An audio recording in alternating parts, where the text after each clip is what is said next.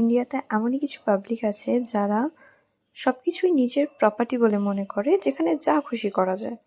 এটা দেখে আমার মাথাটা ঠিক এইভাবেই গরম হয়েছিল। হাই!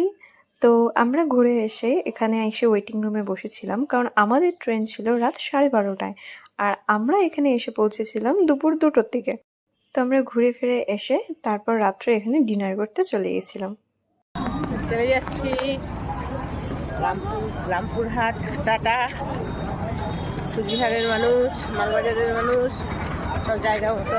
চলো, অভিজ্ঞতা হয়ে গেছে আজকে জীবনে একটা বড় অভিজ্ঞতা হচ্ছে।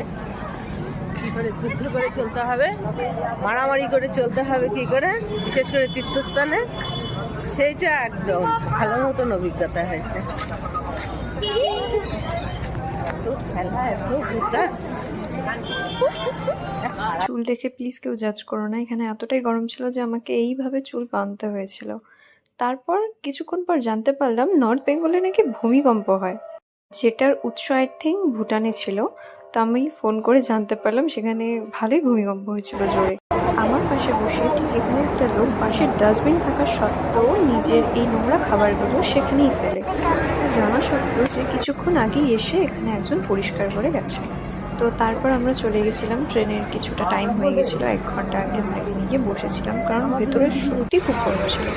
তো কিছু ভালো আর কিছু খারাপ অভিজ্ঞতা নিয়ে এখানকার জার্নিটা এখানেই শেষ। দেখা হচ্ছে